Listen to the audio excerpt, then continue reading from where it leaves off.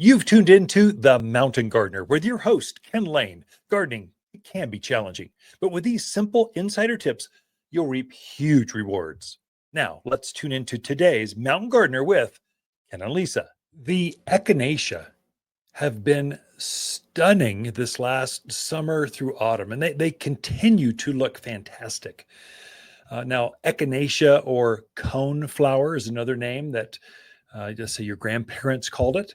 Right now, its echinacea has expanded to be so many colors and varieties. They're all a tall perennial. It's just shy of knee high. Got a big flower on it, about the size of a baseball, maybe a little bit smaller than that. This big cone-shaped center to it with petals that come out from there, and they're very bright. They're happy being a wildflower here. They actually spread, will kind of spill down a hillway, and they're good in that animals like javelina and deer and rabbits. They don't eat those.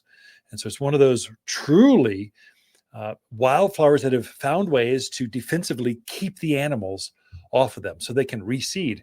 Now, for my echinaceas, I'm leaving the seed heads right now and letting them go fully into seed. So I've been deadheading or pinching off the spent flowers so they'll rebloom. They'll just continually bloom for months if you do that. But right now, because I want to help out my feathered friends that are migrating through, are going to spend the winter in my backyard, I'm letting them form a seed and I'll keep them there. I'll leave them upright, even though they'll turn a little brown by November or so. They'll start to go, when the freezes have got them to where they look brown or straw colored. They won't be in flower, but you'll see where the flower was, and it'll be this tan colored with a dark center to it. They're actually quite striking, even when they're hibernating underground. So the plant itself, a perennial, truly by definition, the roots will hang out underground and will rest. They'll come back bigger and better from that mother plant. That same plant will come back. And then many perennials, or most perennials, if not all, will actually reseed and spread across the yard. So that mother plant comes back from where it was and it spreads across the yard. So it makes babies out there. And then many of the birds will use that as a protein and just a food source throughout the yard. And so kind of the advice I can give you now is let your flowers go to seed at this point through October and keep them up out there as best you can until you really have to cut them back because they're bothering you, or the snows come and just get them all leaning over and they look kind of mangy looking. That's my cue. Cut them back. And so I'm not in a hurry right now. I'm in a hurry to leave them alone and let them go to seed. And so I had this beautiful called a sombrero sangria coneflower or echinacea.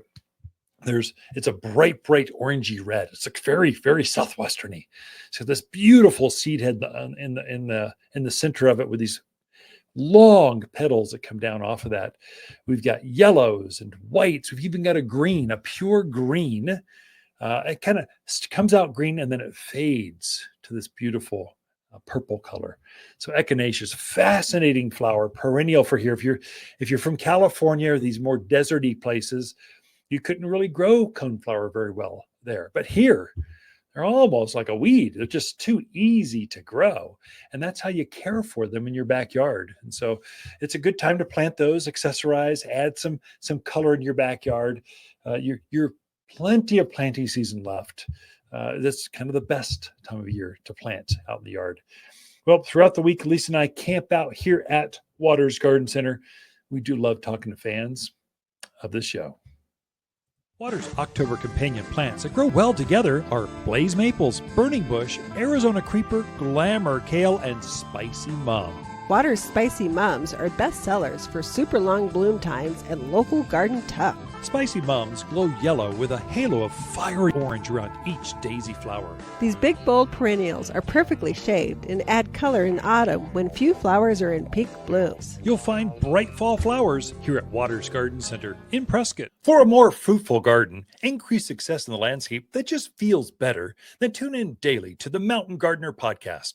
Subscribe through your favorite podcast streamer or visit watersgardencenter.com.